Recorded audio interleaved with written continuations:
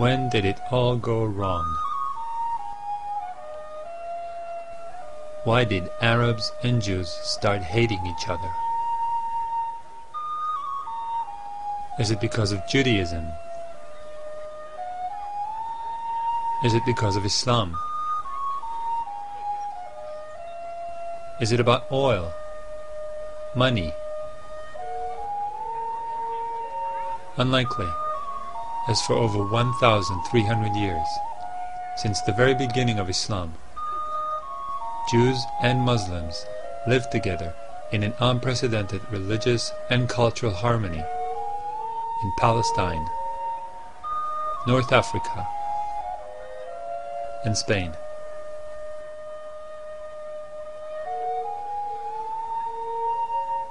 It all seemed to be going just fine till the 20th century.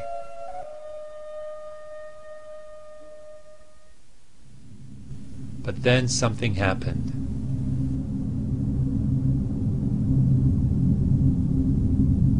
And ever since, Jews and Arabs had been at each other's throats.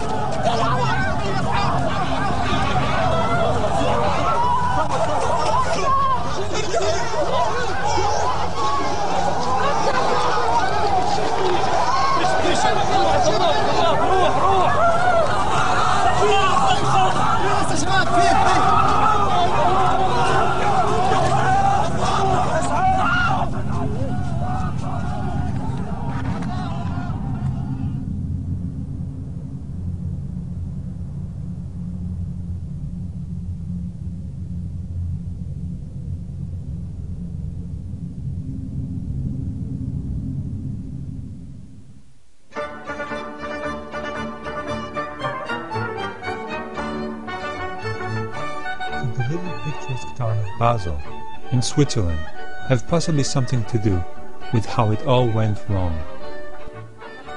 Basel was the setting for the first Zionist convention in 1897. Zionism was a national Jewish revival movement that sought to unite all Jews in a national homeland. They just weren't sure where that homeland was. Up until 1897, there were all kinds of crazy ideas thrown into the air, like Uganda, Alaska, Madagascar, and other less exotic destinations. In Basel, however, the Zionist movement decided on an ideal and historically relevant location: Palestine. But what if the people who were already living in Palestine didn't want to have a national Jewish home set up in their country? The Zionists had some clear ideas about that problem from the very beginning. Theodor Herzl, considered to be the founder of Zionism, wrote in 1895, "We shall try to spirit away the penniless population across the border."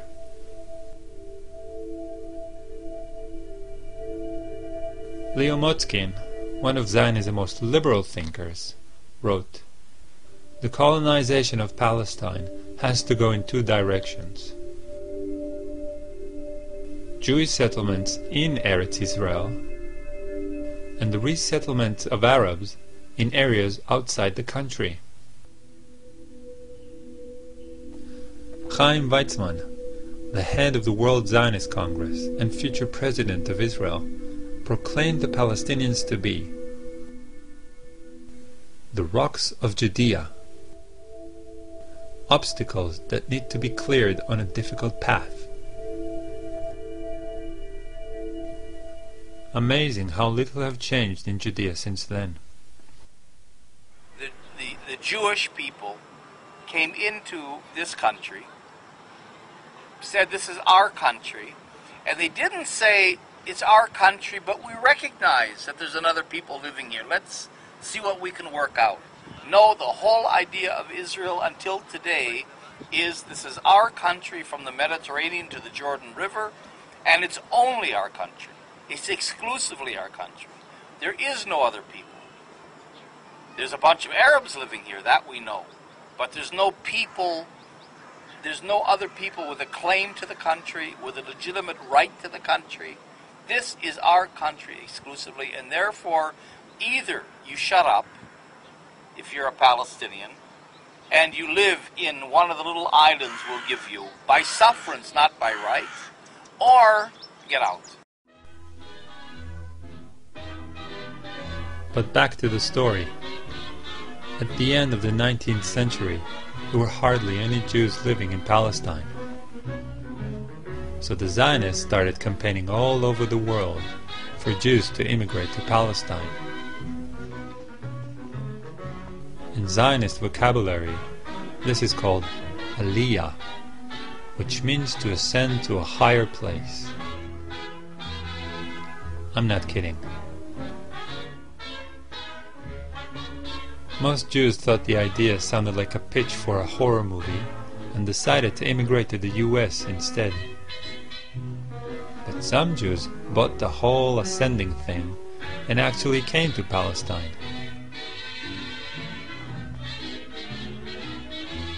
The Zionists also launched Operation Buy a State.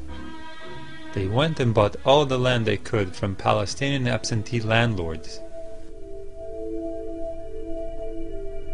Once the land was theirs, they threw out all the Palestinians that were living on it.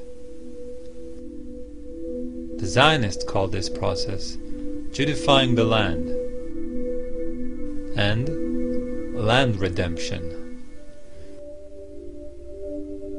Terms that, surprise, surprise, are still being used in current Israel regarding government policies.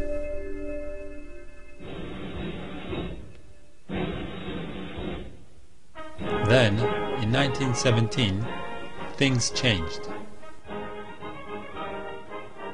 The British conquered Palestine from the Turks.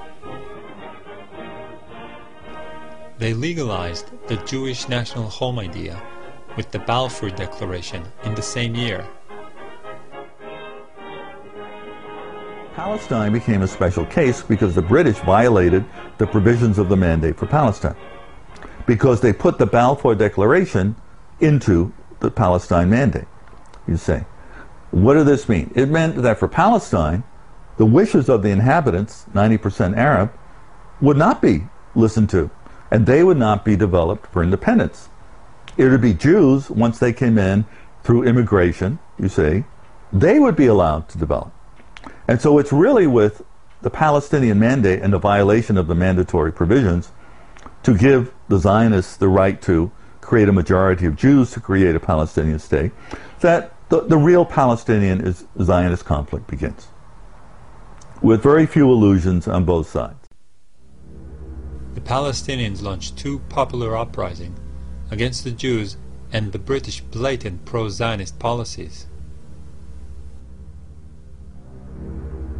The first took place in 1929 and claimed hundreds of Palestinians and Jewish lives. The second, in 1936, was practically a small-scale war between the Palestinians and the British, who were also aided by the Zionists. It lasted for 3 years, and in the end, approximately 5,000 Palestinians died. The British also exiled the Palestinians' leadership and dismantled all Palestinians' paramilitary units. The Palestinians were left defenseless and leaderless. Most of the Israeli commanders had studied the British reaction to the Palestinian revolt in 1936 and 1939, which became the manual book of what to do to the Palestinians in case of resistance. In fact, most of the atrocities you read about, and I'm sure most of you in this place know about it, most of the atrocities that you enlist as severe violations of human rights and civil rights in Palestine today. Most of these violations were invented not by a Jewish Zionist mind, but by British mandatory authorities in the war against the Palestinians between 1936 to 1939. Examples: the idea that you demolish houses of people is a British invention. The idea that in order to make a search memorable to people, you destroy a house and then you move to the other house, and then to the other house, and then to the other house, was an invention by British officers on the ground. The idea that you shoot people without warning them, or you arrest them without trial, it's all from the reservoir of the mandatory anti-Arab, measures in 1936 to 1939. But of course the Israelis added their own brutal and callous ideas as the occupation continued. Then, in the 1940s, the cards turned. Following a string of British pro-Palestinian policies, the Zionists launched terrorist attacks on British personnel and facilities. Violence continues to rule in Palestine. British soldiers seek bodies in the Department of Labor building at Chechnik, where a few minutes before, a blast had partially wrecked the edifice. 3 policemen were blown to bits when they tried to remove an explosive-laden truck. Shaky walls are torn down.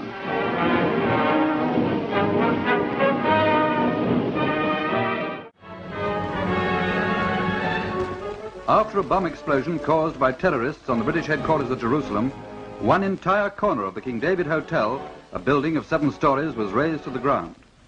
The stone floors were cut. 88 innocent people died, and a good deal of the British High Command was wiped out. Their goal was to drive the British out of Palestine. The mastermind of the King David bombing was Menachem Begin. He would become Israel Prime Minister.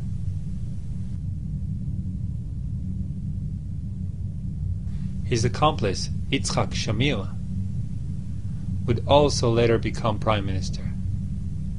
The pattern of terrorists, or, in other words, brutal military leaders transforming into top politicians, is very common in Israeli politics.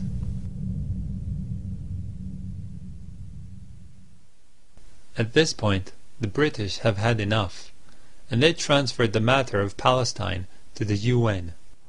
The United Nations sent a committee to evaluate this in the summer of '47, and they recommended partition. And the Zionists eagerly accepted this, and the Palestinian Arabs didn't, because they were still 2/3 of the population, and they felt this was unjust. But nonetheless, this partition, which was approved in the UN after Thanksgiving in 1947, officially recognized 2 states. In 1947, the Jews owned 5.8% of the land. In the UN partition plan, the Jews ended up with 56% of the land, almost 10 times of what they actually owned. The Palestinians had half of their land stolen right under their noses. Their population was split into 2, half of it living in the Zionist state as a minority. Even in the borders of the Jewish state, the Jews owned only 11% of the land. The United States? Yes. Yugoslavia? Abstain. The resolution of the Dutch Committee for Palestine was adopted by 33 votes, 13 against, 10 abstentions. Why would the UN be so blatantly pro-Zionist? To not underestimate the power of guilt. Anyone heard of the Holocaust? The UN sought to compensate the Jews over the deaths of 6 million Jews in World War II.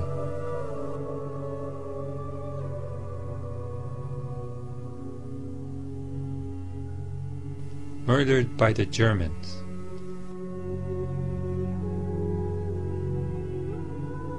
And they decided that the Palestinians should pay for it. Makes perfect sense. However, this amount of land, more than half of Palestine, was still not enough for the Zionists. David Ben-Gurion, the leader of the Zionist movement in Palestine, wrote in 1937, "The Arabs will have to go. But one needs an opportune moment for making it happen, such as a war." The Palestinians had no desire to fight the Zionists or start a war. They were used to living under different sovereigns for hundreds of years: Egyptians, Turks, British, and now the Zionists. In 1948, Ben-Gurion tells the Jewish Agency executives, "I believe that the majority of the Palestinian masses accept the partition as fait accompli, and do not believe it is possible to overcome or reject it. The decisive majority of them do not want to fight us."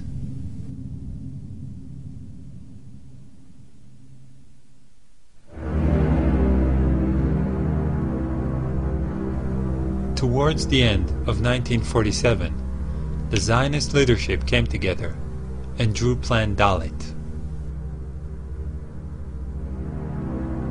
Plan Dalet was about securing the borders of Israel by cleansing, expelling, and destroying Palestinian towns, villages, and urban neighborhoods. The plan was implemented by the Zionist armed forces. And finally, in March, they began a push to ensure their control of areas that would become Israel under the partition. And as that happened, you began to get many more Palestinian Arabs fleeing, particularly after a massacre at a place called Deir Yassin, although people now think it was probably somewhat over 100, but not 200. But Begin and the Irgun and the Stern gang, Yitzhak Shamir was part of that. There was a combined attack in this Palestinian village that massacred many people. And the Palestinians did carry out a retaliatory raid, killing about 70 Jewish doctors on the road to Jerusalem shortly thereafter. But after that, you had mobile radio vans that Begin put into play, threatening more Deir Yassins if the Arabs didn't flee. In other words, you'll be massacred just like Deir Yassin. So it became part of the propaganda. Between the 30th of March and 15th of May, 1948, 200 villages were occupied and their inhabitants expelled. In some villages, such as Deir Yassin and Ain al-Zaytun, horrible massacres were perpetrated. The towns of Tiberias, Haifa, Tzfat, Beisan, Jaffa, and Accra fell into Zionist hands. As a result, more than 250,000 Palestinians were expelled. All of this took place before the 1948 war even started, before one regular Arab soldier set his foot on Palestinian soil. I became a refugee when I was in a boarding school about 40 kilometers away from my home place. And in April 1948, the headmaster came to us and said, "The Jews are attacking people around Tel Aviv, in Jaffa area. They will soon come to our area. I cannot protect you, so you better go home now, quite a bit early, maybe 6 weeks early, before the end of the scholastic year." And I was about 10 at the time, and the distance between the boarding school and my home is about 40 to 60 kilometers depending on how you do it. And the road to my home was cut off frequently by Zionist soldiers who were riding in jeeps, and the jeeps, I remember clearly, had two machine guns, one pointing forward and the other one pointing backward. And so they would go at terrific speed in the area in which they have no physical presence except they have garrisons of 30 soldiers in certain locations. They would terrify the farmers, and they would drive on the roads and in the fields, and they shoot anybody in sight. So I have a cousin who was older than me, about 20 years age at that time, and he said, let us walk back home.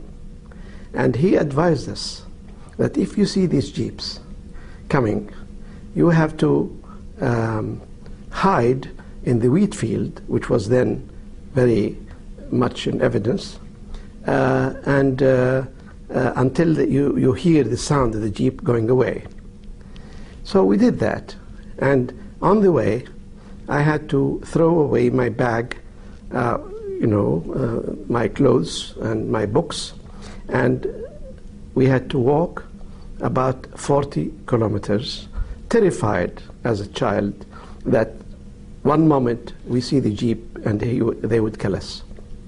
When I arrived home, my mother was so sad, and I think I remember I had to sleep for about 2 days after this ordeal. Now, only 6 weeks later, precisely on the 14th, the night of 14th and 15th of May, our home was attacked again by about 24 tanks, which came to cut Gaza Strip. My home is close to Gaza Strip, but not in Gaza Strip, to cut it into two, to cut it, Gaza Strip into two. And they came, and we have my brothers and cousins, so on. They had some old guns. They held them from about 10 o'clock at night till 6 o'clock next morning. But finally, of course, they could not continue to resist, and the Zionists came and they blew up our homes and burned them. They also blew up the school which my father built in 1920. It's a primary school, which was our pride, because my father built that school at his expense in 1920 when he had no children. They also blew what's called bayara, which is a well, with motorized well, from which we drink, and also we water our gardens and plantations. Since that time, I spent many days and years, in fact, going through Europe's libraries, especially in London, but also in Paris and in Germany and Istanbul, trying to reconstruct the face of that invisible enemy to me, which destroyed my life ever since, until today. What did we do to them? I never saw a Jew in my life. I never saw, of course, a Zionist soldier in my life. And I had to construct even not only who they were, but the names of the officers who destroyed my life.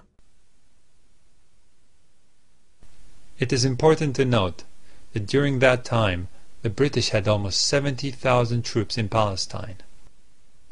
Their mandate, which lasted until the 15th of May, 1948, was to maintain law and order and to protect civilians. They failed miserably in that obligation.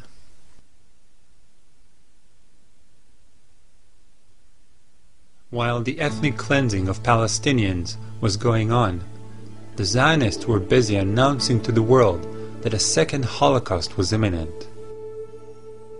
The Jews were about to be overrun and thrown into the sea. At the same time, in February 1948, Ben-Gurion wrote to his foreign minister, "We will be able not only to defend, but also to take over Palestine as a whole. I am in no doubt of this. We can face all the Arab forces." Confident of their victory, the Zionists declared independence on the 14th of May, 1948. And Ben-Gurion became the first prime minister. On the 15th of May, 1948, 7 Arab countries declared war on Israel and invaded Palestine. In a joint public statement, they explained their reasons. The Zionist aggression in Palestine resulted in the exodus of more than 250,000 of its Arab inhabitants, and in their taking refuge in the neighboring Arab countries.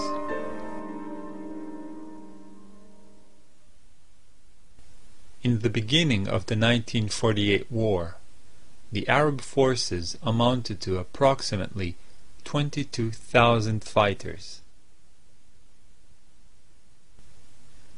The Zionists had 40,000 soldiers. The Jordanians had an army that would have evened the odds.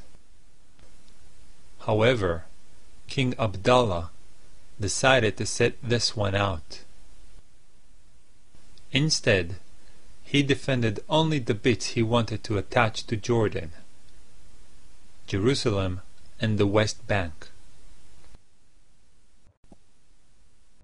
And one of the myths of this whole period is that you had a little Israel, small Zionists against the Palestinians, and then later on in the war, when the Arab states invaded, that it was David versus Goliath. They were facing overwhelming odds, and this is simply not true, because even then Israel, from May of 48 on, had more troops than the Arab states, who had very small armies. See what I mean? So, but that's one of those things that many people believe. When you had the Arab state invasion, Egypt, Syria, you had Iraqi troops, you had some Saudi, the Lebanese did very little, and you had the Transjordanians. This will become Jordan, which includes the West Bank after 1948. Well, when they invaded, there was no coordination, because no one trusted Abdullah of Transjordan, because he had been dealing with the Zionists in sort of what we might call a non-aggression pact. Although many Israeli historians deny this vociferously, there clearly were discussions and agreements. And although maps show that when you have this attack, you have what we call a Transjordanian attack against Israel, in fact, there was really no attack per se. They were holding on to positions in the West Bank, but where you did have conflict was over Jerusalem. But the Israelis were able, the Zionists, well, they were Israelis after May 14th. When they were confronting the Egyptians, for example, or other people, they really didn't have to worry about their backs in terms of where the Jordanians were, because the Jordanians weren't going to attack them. While the war was going on, the Zionists increased their ethnic cleansing operations. Villagers were expelled en masse, and massacres occurred in many places. The villages of Hula, Saliyah, and Bassa were but a few to suffer such atrocities during 1948.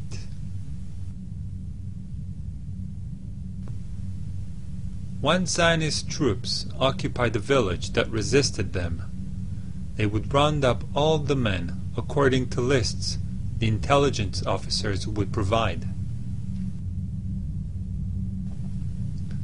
On the whim of the local commander, they would either shoot them or march them away.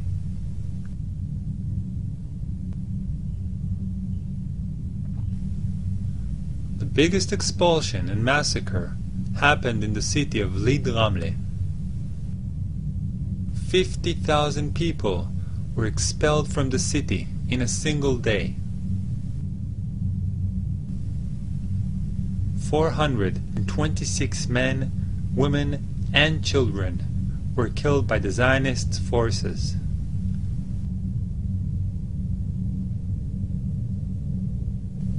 The general in charge of the occupation and expulsion of Lead Ramle was Yitzhak Rabin, who would later become Israel Prime Minister, serving 2 terms.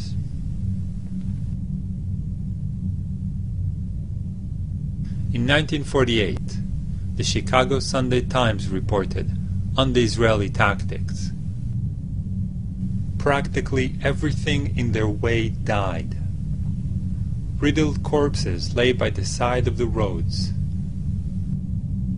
The New York Herald Tribune wrote, "The corpses of Arab men, women, and even children strewn about in the wake of the ruthlessly brilliant charge."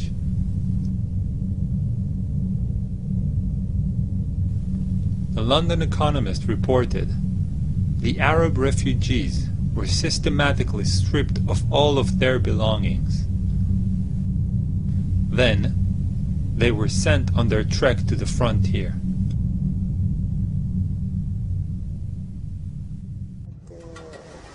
بدهم يطلعونا، صاروا يطخوا. نحن آخر إشي طلعنا على الأرض قعدنا برا وشتاء بتشارين. تشارين شو شتاء عنا، شتاء ما بدناش نطلع، ما بدنا نطلع. اجوا الجيش صفونا، انا بحكي عن بيت اهلي يعني، صفونا كلياتنا هيك وبدهم يرجعون. صرخت لهم امي، قالت لكم دخلكم، نحن بنطلع بنقعد بالشتاء برا وما تقتلوش. فاتوا على البلد هاجموها اخر هجوم، لاقوا غير الختياريات ما كانوش كم وحده. هسه متخبيات بالبلد محل هيك تبان هذا بحطوا فيه تبن للبقر بخزنوا. هسه متخبي هو مع الختياريات، ولد عمره 16 سنة، ياسر علوطي اسمه، كانت دارهن هون عن حارة المنزول. هسه اطلعوا معهن مع النسوان، طلعوهن لما استهدوا عليهن، طلعوهن هن ماخذينه لغاد شوي طاخينه. كيف كانت البلد لما رجعتي؟ متذكري كانت فاضي؟ شو وهري، شو فاضي. عم بقول لك اول ما رجعت فتنا الطريق من هون ماشيين، وميلت على هذا البيت اشوف شو صار فيه. بعد القتلة في الارض والكلاب عم تاكل فيه، كان طفل بين ايديهم ياكلوا فيه. فاتت وراي مرت خالي قالت له بدك اطلعي شو هتشوفي، بتقدريش يا كتيبة الغلبة، قالت لي الا تفوتي اطلعي. قعدت مدة احلم فيه هذا الولد كيف كانت شكلته. The Arab armies succeeded in occupying several remote Jewish settlements for a few days. They also successfully attacked army convoys. But the final victory, unsurprisingly, belonged to the Zionists. They conquered 80% of Palestine, destroyed 531 villages, 11 urban neighborhoods and towns. Approximately 750,000 Palestinians were ethnically cleansed and were forced to leave everything behind as they fled for their lives.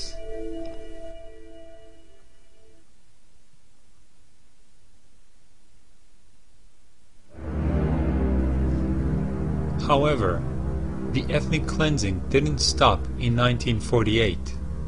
It just shifted gear. In 1967, in the Six-Day War, Israel conquered what was left of Palestine, the West Bank and the Gaza Strip. Now, the remaining 20% of Palestine and all the Palestinians were under Zionist control. So it was really the whole spectrum of Zionist views from left to right were represented in the government that made the most important decision on the future of the West Bank and the Gaza Strip on the 19th of June 1967. And the decision was very clear. The decision was, there were actually three decisions taken at the time, and I don't think much, unfortunately, has changed. The first decision was that unlike 1948, the Israeli government cannot decide on the mass expulsion of the Palestinians from the West Bank and the Gaza Strip. It was, for me, looking at that document, a reaffirmation, if I needed one, that the Israeli political elite was aware of the ethnic cleansing it committed in 1948. So in 1967, they said very loud and clear, we cannot do what we did in 1948. They say it very clearly in their documents. So they can't expel. Not that it prevented them from expelling hundreds of thousands of Palestinians from the West Bank in particular, but also from the Gaza Strip. But this was not similar to the ethnic cleansing of 1948 because it was not a systematic mass expulsion of the people from their country. It was expulsion of locations according to different strategic considerations of the Israeli army that wanted to downsize the number of Palestinians under Israeli control. So the first decision was not to continue the ethnic cleansing of Palestine in the same way that it was committed in 1948. The second decision was that unlike the Sinai Peninsula and the Golan Heights, which the Israelis occupied in 1967 as well, unlike those two territories, which the Israeli government at the time recognized as belonging respectively to Egypt and Syria, the West Bank and the Gaza Strip were part of Israel forever. To keep the territories as part of Israel without expelling the people. And that, of course, led to the third decision. If you keep the territories and you don't expel the people, what do you do with the people? Do you turn them into Israeli citizens? Do you annex officially the territories to Israel? And the third decision was to create what, and this is my words, not their words, but to create a mega prison. To create an amazing human invention that only the Zionist ideology could produce. The idea that you can lock at the time 1.5 million now, double the number of 1.5 million, that you can lock them in a regime that is similar to the concept of a prison. With all kinds of variations on the prison concept. It can be an open prison if the inmates behave themselves. They can even go and work outside, provided they come back to be in the prison at the end of the day. They can have autonomy in the prison. They can run their life as they wish, provided they accept the concept. Should they resist, the Israeli government would move quickly into a high security prison with all the punitive measures that harsh wardens would take against inmates in such a situation. Under the army's protection, and with the government's aid, Israeli settlements were erected in the West Bank and Gaza Strip. Today, they cut through the Palestinian land and keep spreading. Some of them, like Ariel and Ma'ale Adumim, are already considered to be cities.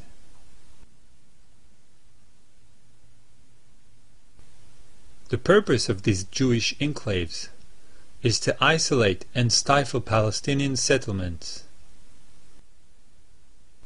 This is achieved also through roads for Jews only, military checkpoints, and land seizure.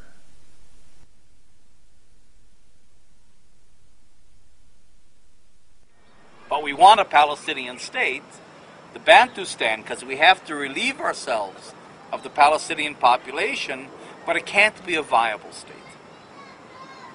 You see? And that's where the Bantustan idea comes in. So there are 4 elements on the ground that have created that Bantustan. And if you look at a map, we even have maps that show almost exactly the borders of this emerging Bantustan. One are areas A and B. the areas that were reserved for Palestinians during Oslo, the Oslo peace process. And that locks the Palestinians into these islands already on about 42% of the West Bank. Then, in addition to creating the contours of the state by areas A and B, Israel has created massive settlement blocks. 7 settlement blocks, not just discrete individual settlements, but 7 blocks that are consolidated, that then divide those areas A and B into islands, create Israeli corridors in between, and those settlement blocks will then be annexed to Israel. So Israel will essentially occupy 90% of the country, and the Palestinians will get 10% of the country in little tiny islands. That's the idea. That's the second element. The third element is the infrastructure. In other words, that Israel is building, with American, almost total American support, a $3 billion system of bypass roads and highways throughout the occupied territories that then link them physically into Israel proper. So that you create in the country, it's already been done pretty much, one urban fabric where the settlement blocks are an integral part of the metropolitan areas of Israel itself. One highway grid in which the bypass roads and highways of the West Bank and Gaza are integrated into those of Israel. One electrical system, one water system. So you create a situation on the ground where it's impossible to detach meaningful territory from Israel for a Palestinian state. That's the third element. And the fourth element is the wall that's being built. The wall that's being built that Israel calls a fence, because in some parts it's a massive fence, but when it comes to Palestinian populated areas, it becomes a wall. It's a wall twice as high as the Berlin Wall. A 24-foot high concrete wall that physically creates actual prison conditions for entire Palestinian cities, like Tulkarm and Qalqilia, cities of 70,000, 80,000 people, that alienates hundreds of thousands of Palestinians from their land, from their water. It has tremendous impact.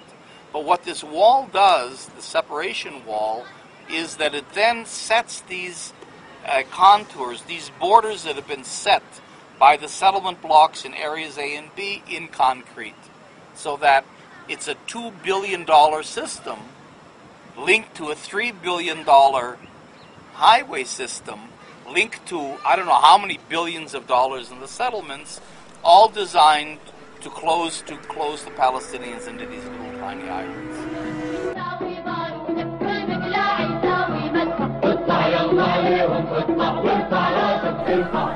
The Palestinians rose up against the Israeli oppression in 2 popular uprisings, or intifadas. The first started in 1987 and ended in 1993. The Palestinians stood up to the Israeli oppression, extrajudicial killings, mass detentions, house demolitions, deportations, and land seizure. But they were no match for the well-equipped Israeli army. Over 1,100 Palestinians died during the uprising, and many more were imprisoned or expelled. The first intifada was put down by the Israeli government with so much brutality that the UN condemned Israel for violating the Geneva Conventions. The intifada succeeded, however, in bringing the Palestinian case to the attention of the world. It also heralded the schizophrenic path that the Palestinian resistance would take from now on. While peaceful, non-violent demonstrations were conducted, suicide bombers entered Israel and blew up buses packed with people.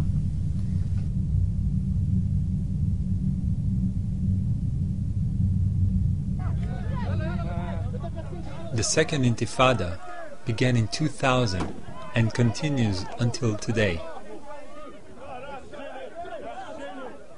So far, it has claimed the lives of over 5,300 Palestinians and over 1,000 Israelis.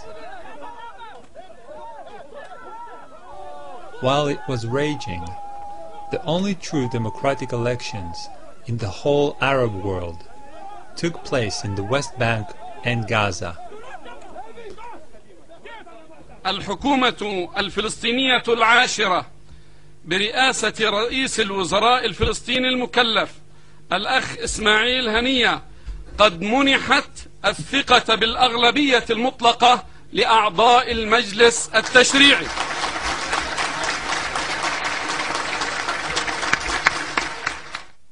Frustrated with their corrupt, stagnant government, Palestinians voted for the radical fundamentalist Muslim party of Hamas. Hamas' electoral victory was used by Israel to instigate a worldwide economic embargo against the Palestinians. Also at that time, 10,000 Jewish settlers were evacuated from the Gaza Strip. After the evacuation, the strip was hermetically sealed and turned into the largest prison on the planet.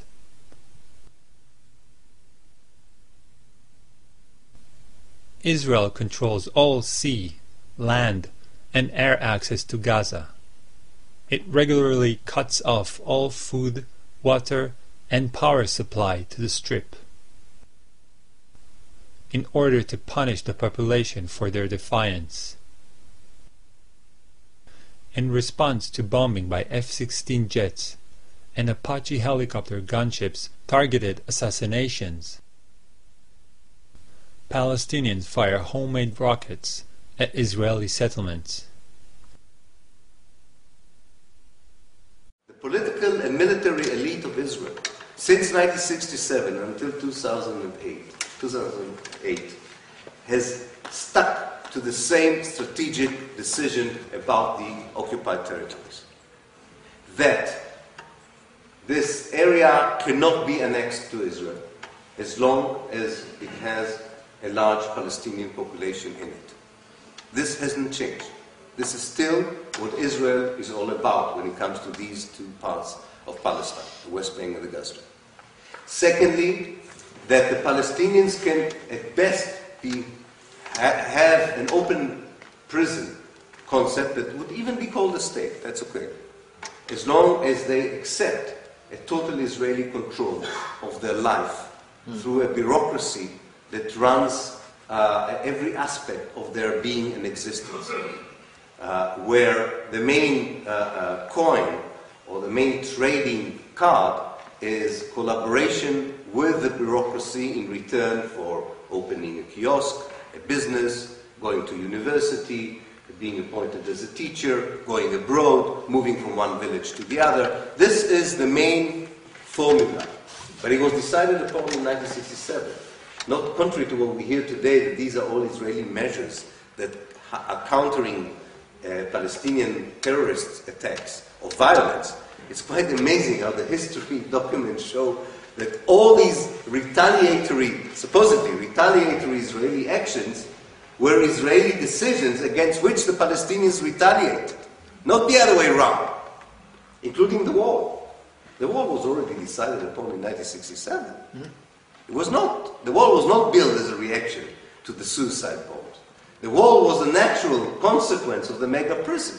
Once it was clear that the Palestinians, by and large, are not happy with the mega prison. Or they took them 20 years to show it. Doesn't matter. But it was very clear. So, in this respect, this is the second thing, is that the Israeli policy is about maintaining, perfecting the mega prison. And the inevitable happened. It really looks like a prison. It didn't look like a prison in 1967. It looks like a prison. The bureaucracy became real prison wardens. They were not to begin with. And finally, and with this I would end, the greatest, maybe, Israeli success, which I hope this meeting and others would prove that this is a failure, but it is not yet a failure. The greatest success is that 41 years onwards, these Israeli policies are not known. Definitely the fact that they were taken in 1967 and hasn't changed is not known. And that the Israeli, very simplistic to man, not very sophisticated, very transparent lies about what they are doing, that any intelligent person could easily decipher and expose for what they are still being repeated by the mainstream media in the West, including The Guardian, by all the mainstream television networks, including the BBC and ITV and Sky News and what have you, and is accepted by all the political elites of the West, including, of course, the British government. Today, Israel continues to steal Palestinian land in order to build more and more settlements. The security wall that Israel erected is instrumental in this, as it encloses a large portion of the West Bank's most fertile land.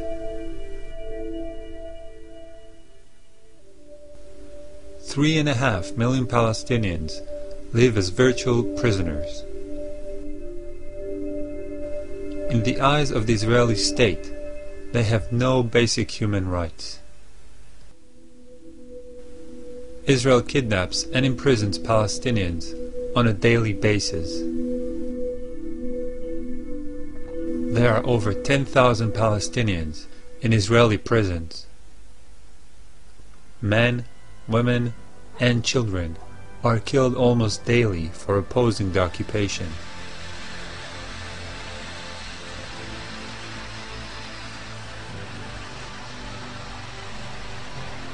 The Israeli state, with its Zionist ideology, won't stop until the last Palestinian living in Palestine is expelled, imprisoned, controlled, or killed.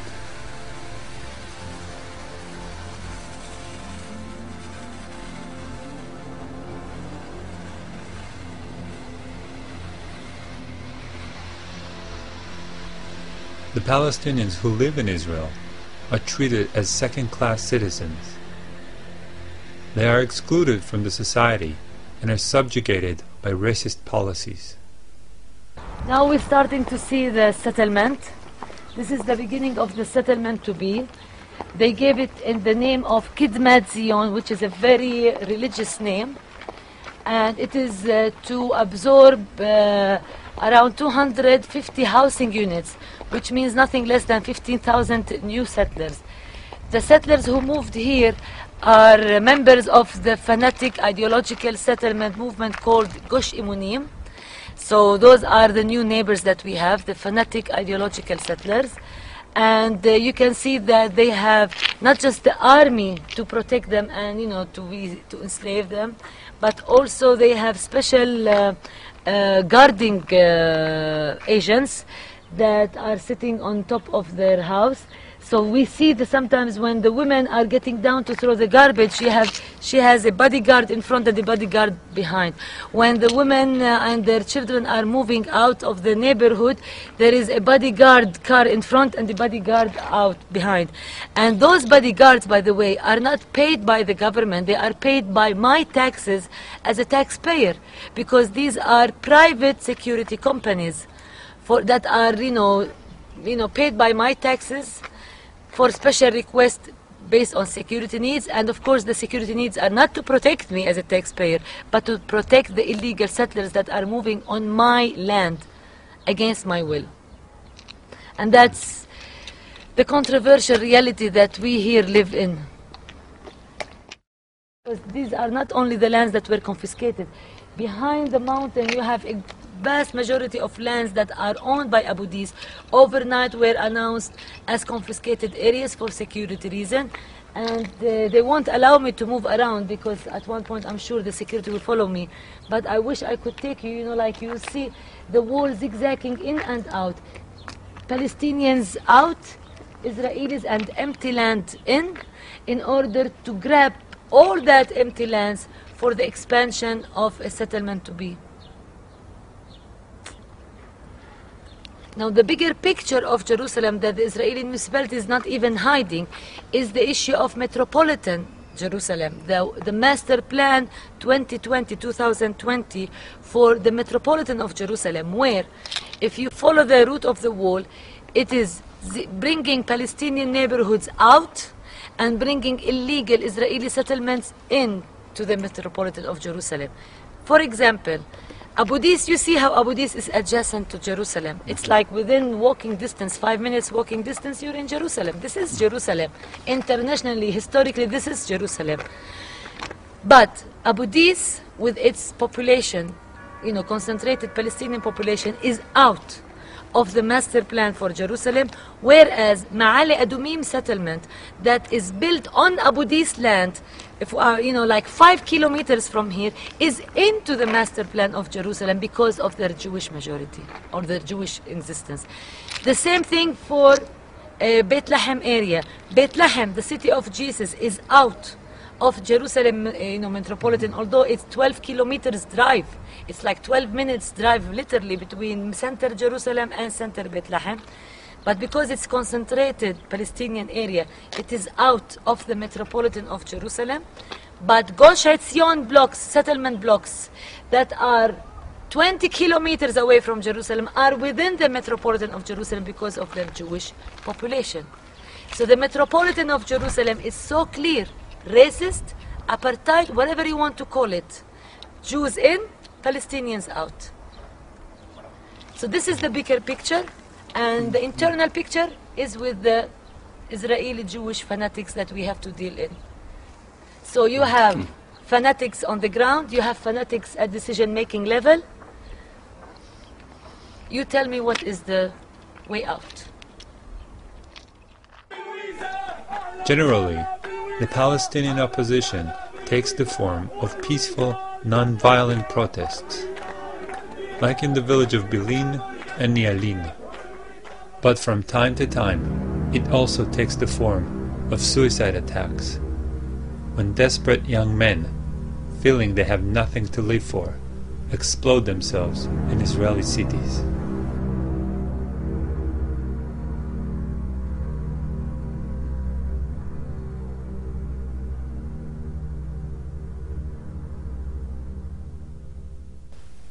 There is no opposition to Zionism in Israel. There are only small, insignificant groups that remain almost invisible and ignored in Israeli society. And their focus is almost exclusively on the West Bank occupation and the Gaza siege. None of the existing peace organizations in Israel is concerned or even interested in the real causes of the conflict.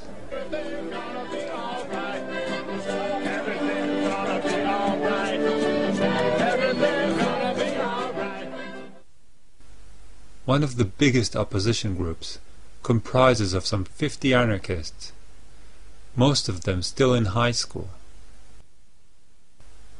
They join peaceful Palestinian demonstrations in West Bank villages and end up playing cat and mouse with the soldiers pursuing them through the hills. Another group, Gush Shalom, is mainly made up of senior citizens.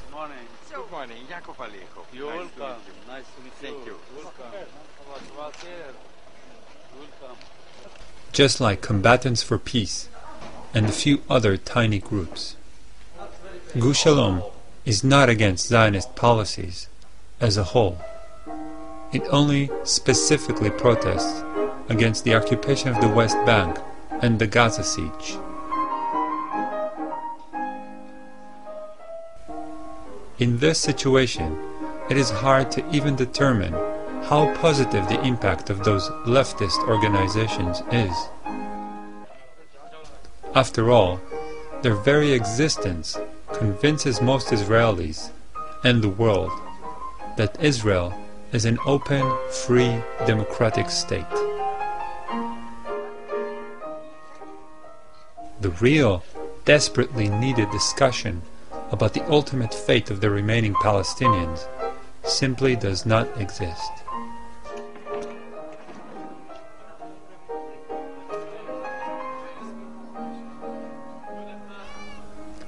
All the parties in the Israeli parliament, from right to left, are Zionist.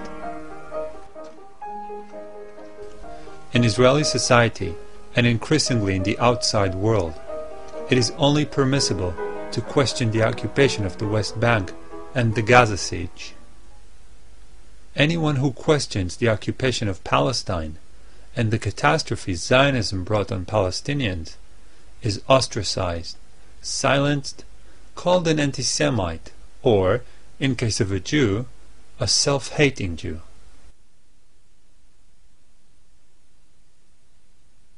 I don't think that we can implement a full right of return for however many Palestinians do want to return and still maintain the integrity of the State of Israel as a democratic Jewish state, as we in Israel would like to have it.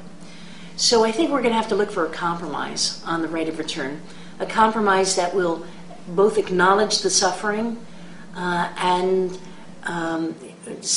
give some forms of reparation and help Palestinian refugees integrate into whatever countries they are in today, and accept some back into Israel. But will also have implementation on a level that Israel can live with and still maintain itself as Israel and not as the state of the Palestinian refugees. I am not afraid. When I will be called to war, if the Palestinians try to attack my country, I will defend my country. Like I defend my country against the Egyptians, against the Syrians, against the Hezbollah, against everyone else. I don't think that should be our consideration when we go to think whether or not to pull back from the territories. Because as I have already explained, every minute of our being in the territories is harmful to Israel, is exposing Israel for more terrorist attacks, and the Israeli Defense Force is not built to fight terrorist attacks. It is built to fight countries.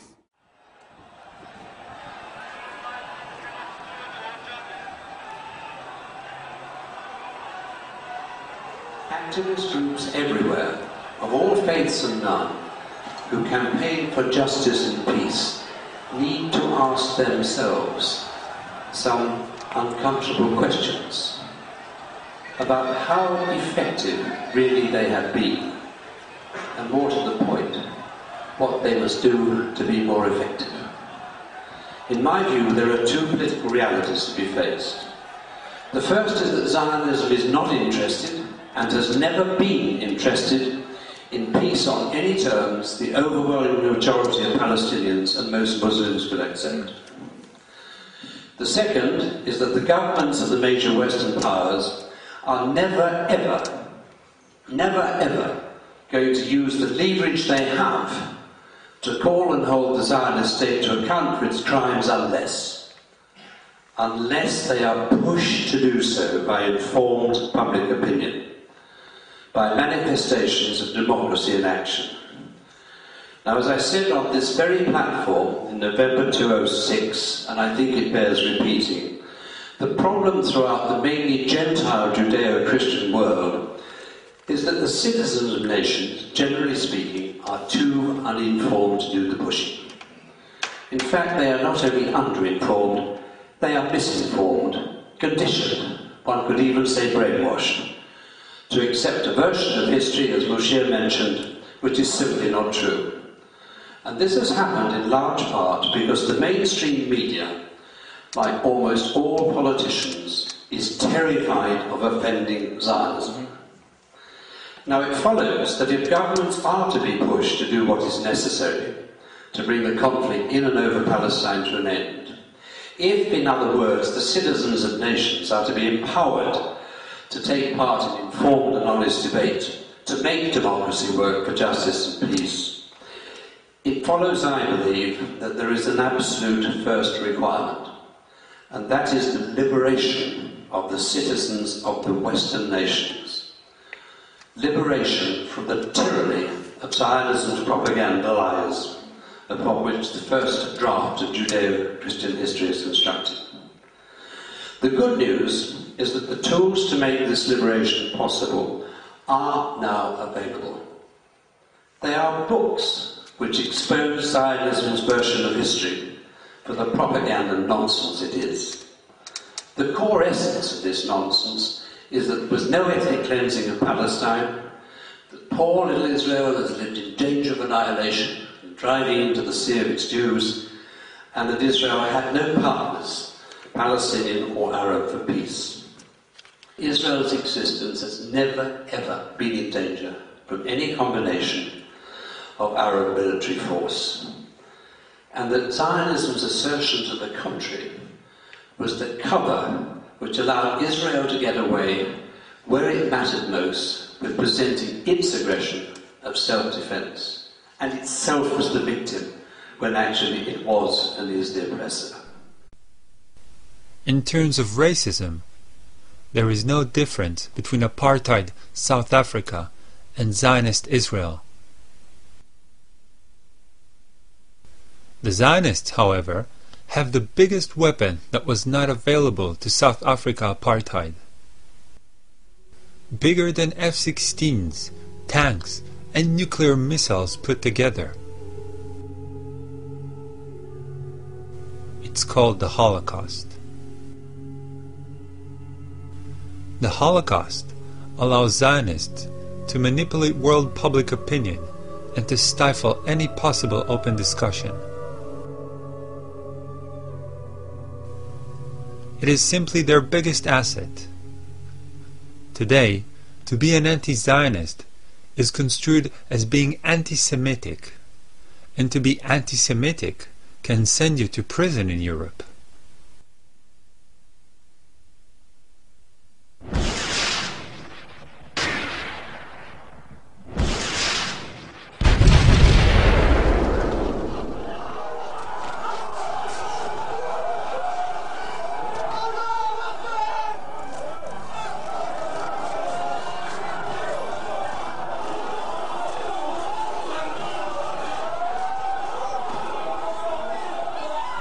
All this is happening before our eyes, and yet Israel gets away with it. How could that be? South Africa didn't get away with it. You know, everybody's criticizing China for its oppression. How does Israel get away with it? And that's one of the real problems that we have. One reason is, of course, is because of the media that tries to be even-handed or pro-Israeli. Zionism has a credibility. The idea that Israel is a Jewish state has a credibility that apartheid never had in South Africa. Christians that are critical hesitate to speak out because they're afraid of being smeared as anti-Semites. So you find very little criticism of Israel in the media. Part of it is, of course, the fact that we're dealing with Jews. So the non-Jewish world feels guilty for the Holocaust, feels guilty about the Jewish issue, and so on. It's used politically in a very effective way, in a very cynical way. I mean, it's very hard to say this, but I think it's true. It's seen as a very useful PR tool. You know, the way the government plays on the guilt in Europe over the Holocaust, so that you can't criticize us. Look what you did to us, you see. It intimidates non-Jews. It closes up discussion. It's very effective. And Israel is willing, for the sake of its PR and to silence critics, it's willing to sell the victims of the Holocaust. Israel is willing, for the sake of its PR and to silence critics, it's willing to sell the victims of the Holocaust. It's willing to sell the victims of the Holocaust. The sad fact is that those 6 million Jews that died because of a fascist, racist ideology are cynically being used today to justify and support another fascist, racist ideology.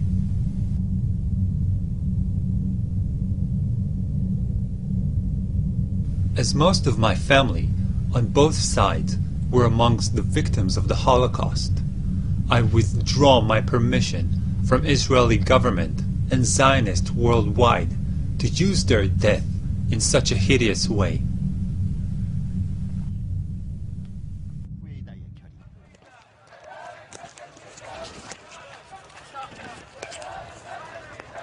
Interested to know what you can do about it? Insist that your government challenges Israel and its racist, fascist ideology of Zionism. I made this documentary so none can say in the future, "We didn't know." Now you know, so you can act.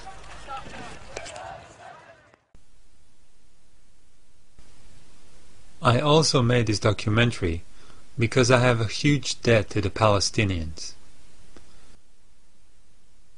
One part of the debt is simply growing up in Israel.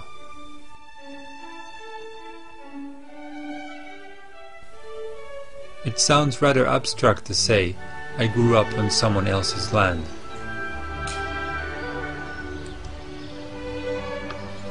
It is more to the point to say that I grew up in a block of flats in a suburb built on once beautiful olive and orange groves.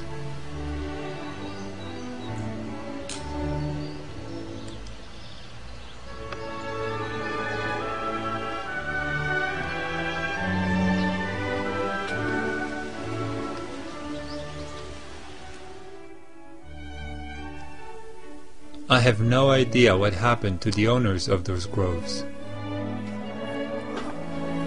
But if they are alive, they certainly live either in exile or in terrible conditions in a refugee camp.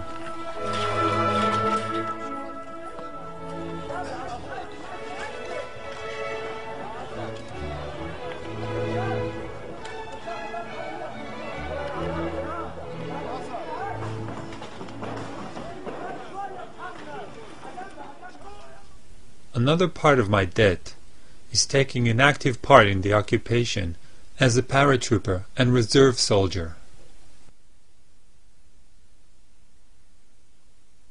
In Israel, about 5% of the population serves as reserve soldiers, and except for the professional soldiers, they are the only Israelis who ever get to see firsthand what actually happens in the occupied territories. The rest of the Israelis see only army-controlled glimpses on television. Being part of that 5%, I saw occupation from close, and I will never take part in that again, even if it means going to prison for desertion.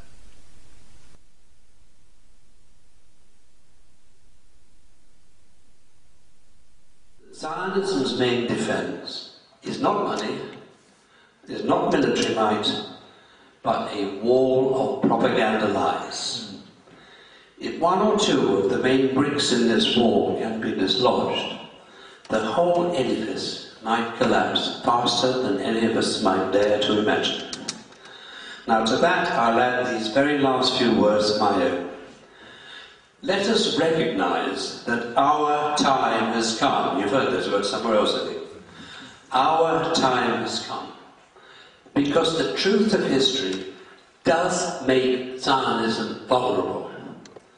And that means that Zionism can be successfully challenged, checked, and defeated.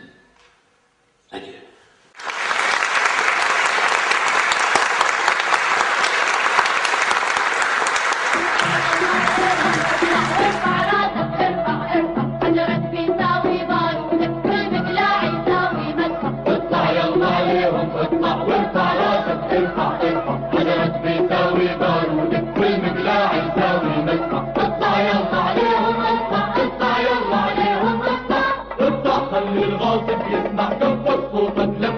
مهما عطشنا او جوع نموت نموت ولا نرفع اطلع خلي الغاصب يسمع كبر صوتك لما بيسمع مهما عطشنا او جوع نموت نموت ولا نرفع اطلع يلا عليهم اطلع وارفع راسك ارفع ارفع حجرك بيساوي بارودك والمقلاع يساوي منفع اطلع يلا عليهم اطلع وارفع راسك ارفع ارفع حجرك بيساوي بارودك